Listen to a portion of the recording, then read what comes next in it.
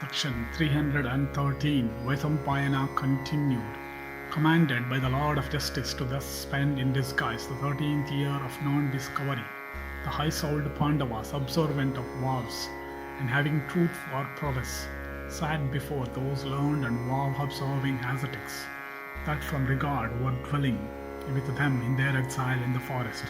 And with the joined hands they said these words with the intention of obtaining permission to spend the 13th year in the manner indicated. And they said, Ye know well that the sons of Dhritarashtra have by deceit deprived us of our kingdom, and have also done us many other wrongs.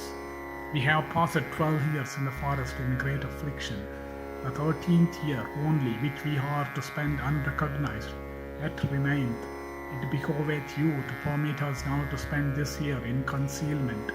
Those rancorous enemies of ours, Suddhodana, the wicked-minded Karna, and the Suvala's son, should they discover us, would do mighty wrong to the citizens and our friends. Shall we all with the Brahmanas be again established in our own kingdom?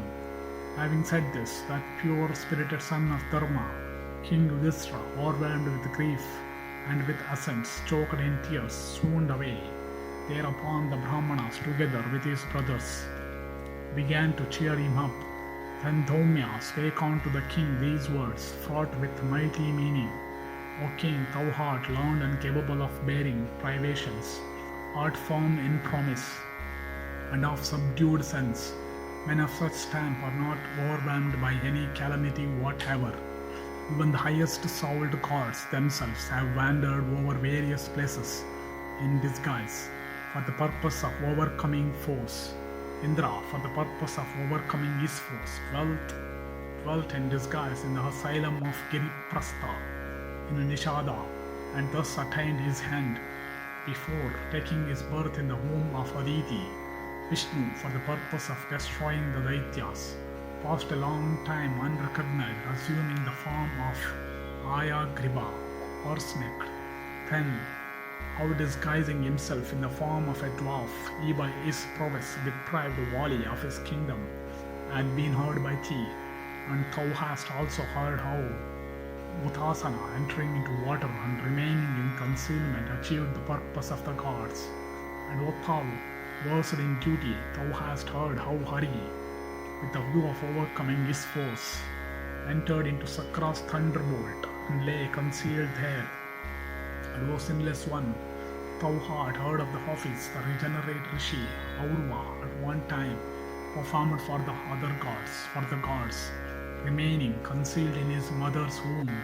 And O child, living in concealment in every part of the earth, Vivaswat, endued with excellent energy, at last entirely burnt up all his foes, and living disguised in the abode of Dasaratha, Vishnu of dreadful deeds, slew the 10-necked one in battle, thus remaining in disguise in various places.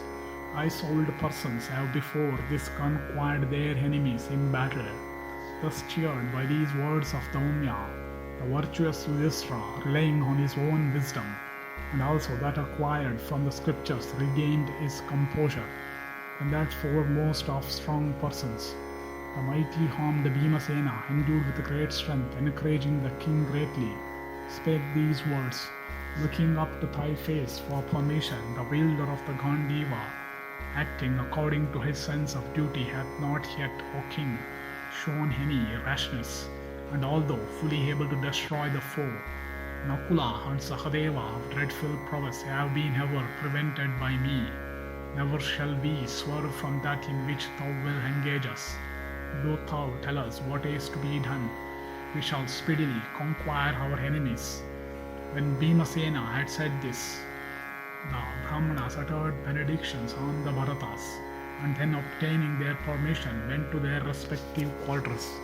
And all those foremost of Yatis and Munis, versed in the Vedas, exceedingly desirous of again beholding the Pandavas, went back to their homes, and accompanied by Dhaumya, these heroes, the 5 learned Pandavas, equipped in vows, set out with Krishna, and each versed in a separate science, and all proficient in mantras, and cognizant of when peace was to be concluded, and when war was to be waged, those tigers among men, about to enter upon a life of non-recognition.